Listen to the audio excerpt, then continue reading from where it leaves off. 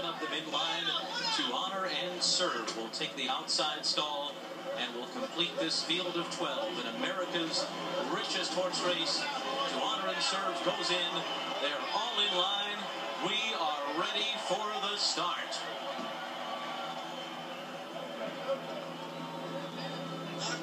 Standing well. They're off in the Breeders' Cup Classic.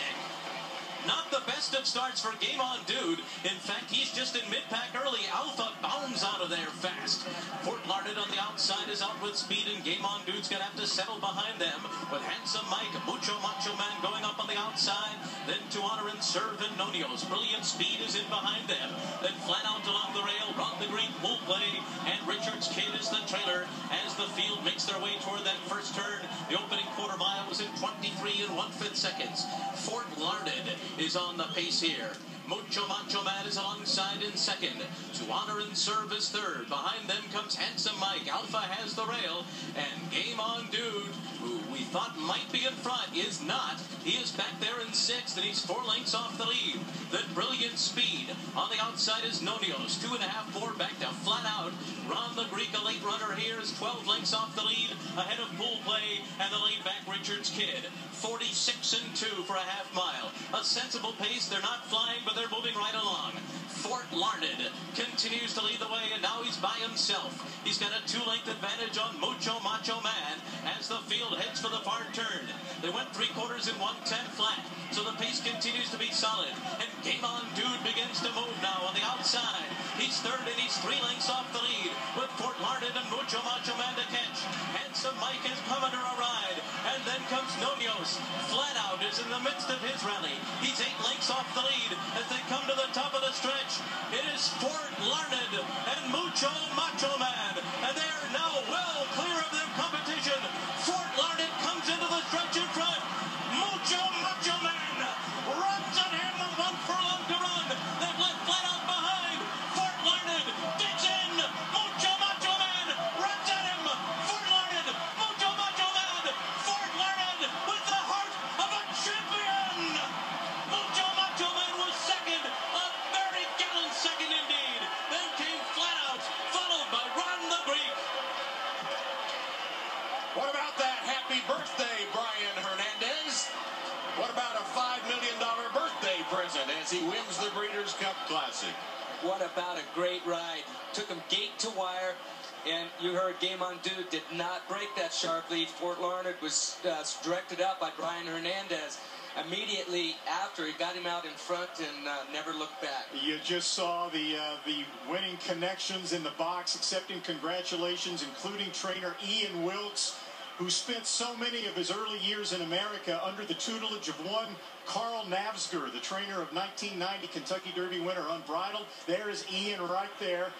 He went on his own about a half dozen or so years ago, and now he has won America's richest race. And we see Donna closing in on Brian Hernandez, Fort Larned, Mucho Macho Man, Flat Out, and Ron the Greek, unofficial top 4 in the Classic. Donna?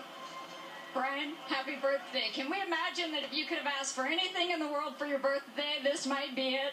Fort Larned just gave us the greatest birthday gift anything could ever happen. This is huge. He ran such a big race. He's one of the best, and he showed it today. It's your first Breeders' Cup win. What's this mean to you? This is huge, just for Mrs. Whittam and Ian to give us a chance on this horse and sticking with us throughout the whole year.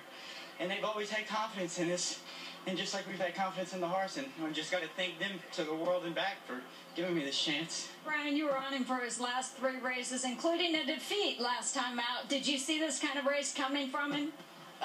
Yeah, Ian did, because after the Jockey Club, he ran a big race in there, and Ian came back, he said, don't worry about it.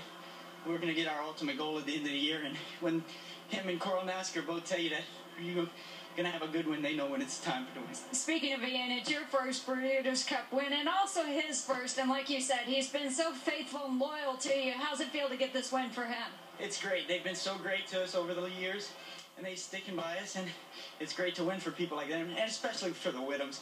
They've been so good for the game, and they keep just putting out good horses and giving us the chances. Thank them most of all.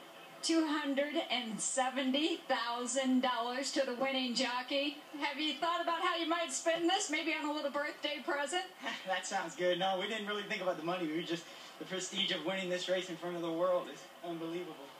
Well done. Nice showing today. Congratulations. Let's go to Kenny Rice. All right, thanks, Donna. Ian, congratulations.